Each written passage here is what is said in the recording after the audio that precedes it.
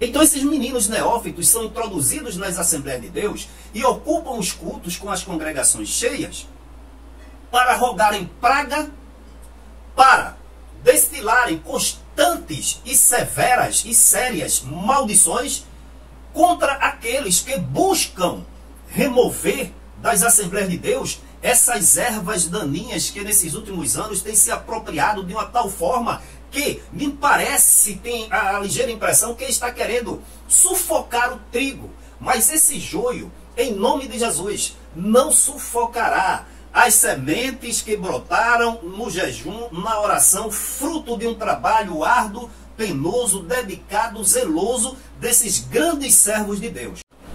Olá, irmãos de todo o Brasil, a paz do Senhor.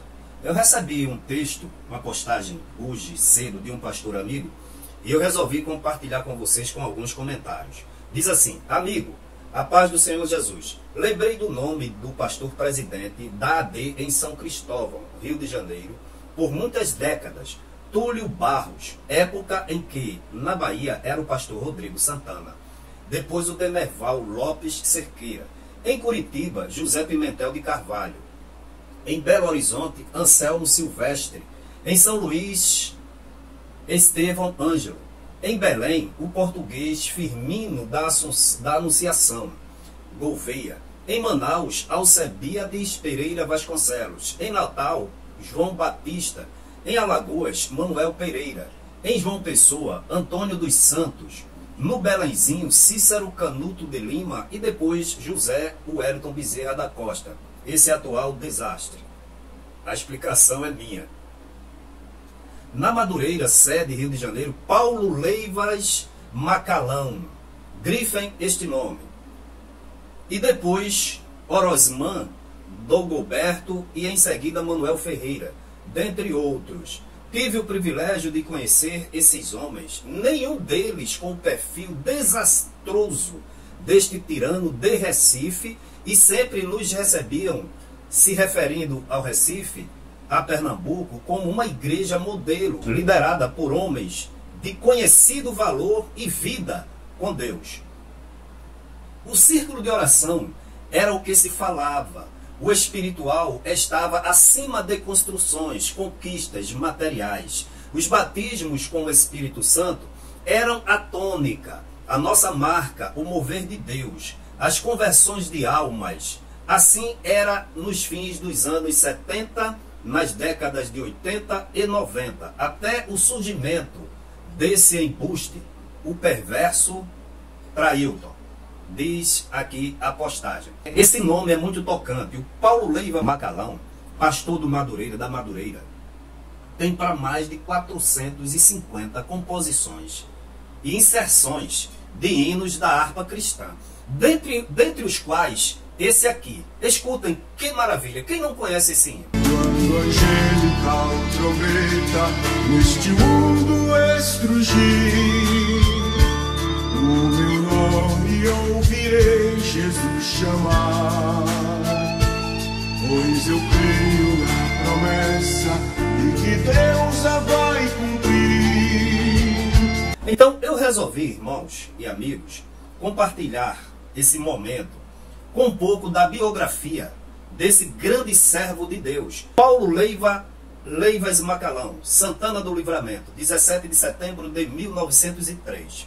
Rio de Janeiro, 26 de agosto de 1982, a data que ele nasceu e a data que ele morreu, e os lugares. Foi um compositor e pastor evangélico brasileiro. Macalão fundou o Ministério de Madureira, um importante movimento da Assembleia de Deus no Brasil, e foi o maior compositor de hinos da harpa cristã.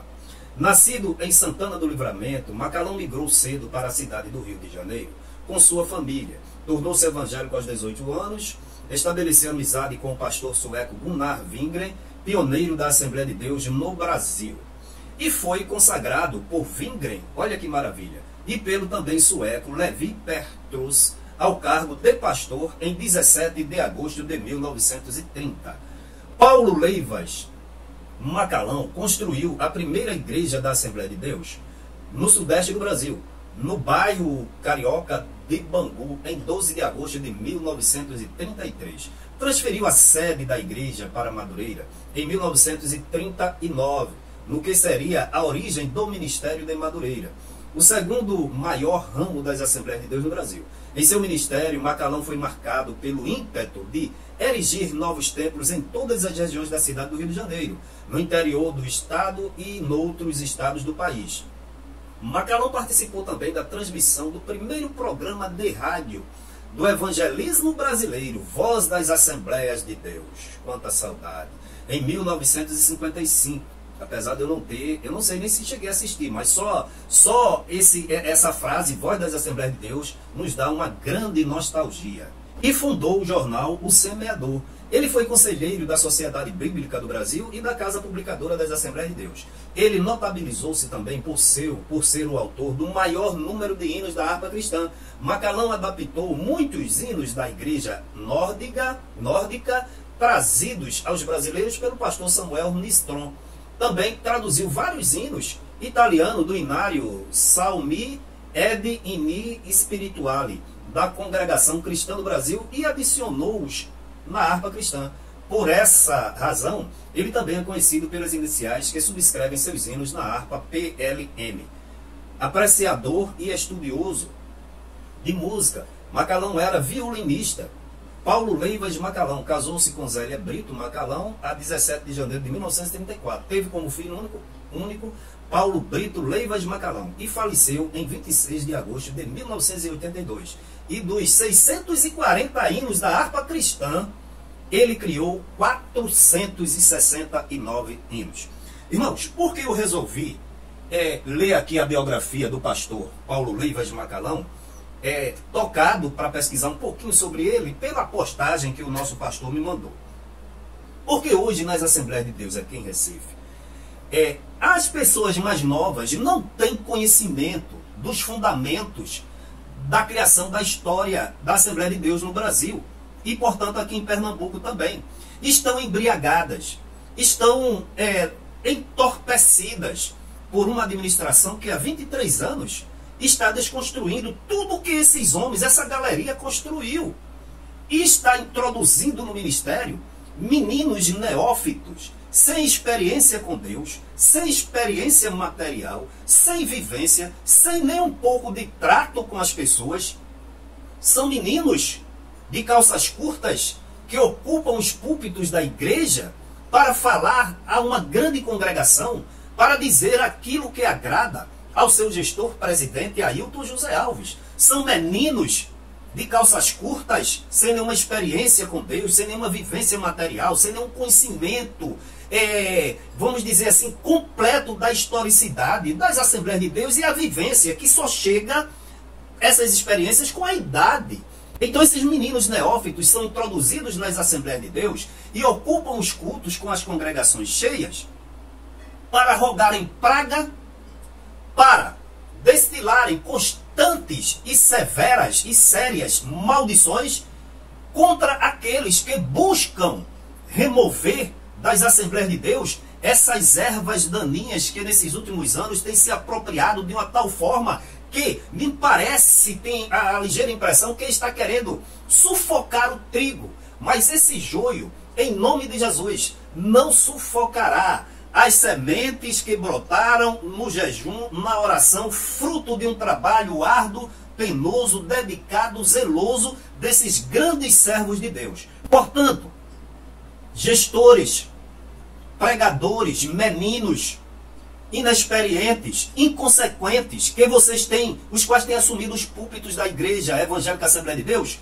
para proferir toda sorte de maldição, chegando a ser, além de idolatria, feitiçaria. Nós queremos dizer para vocês, para a gente, pessoas experientes que viveram, ou pessoalmente ou pela história, o momento áureo das Assembleias de Deus, dos círculos de oração, das reuniões, do respeito, da fidelidade a Deus, do prazer de trabalhar, do trabalhar por amor, diferentemente dessa desastrosa administração, queremos dizer a vocês, para serem chamados por Deus, primeiramente vocês tinham que ter, olha, o conhecimento bíblico é necessário sim, mas o conhecimento bíblico vem através de uma profunda revelação do Espírito Santo. não é buscada em livros de homilética, em livros do conhecimento secular, em livros de história. Isso tudo faz parte em hermenêutica e outras êuticas.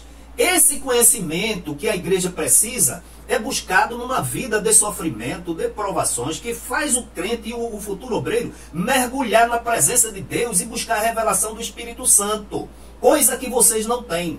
Eu diria que 90%, e olhe lá que não seja mais, desses novos obreiros são totalmente inapropriados para o crescimento sadio, espiritual da obra, da igreja do Senhor Jesus.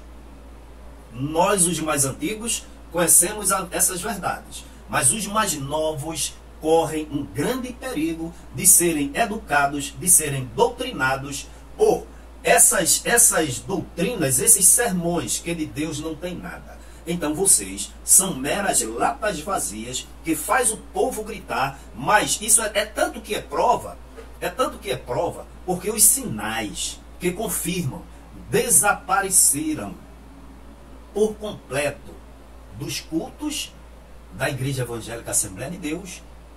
Mas aprove a Deus que pessoas que estão na brecha orando, suas orações sejam respondidas.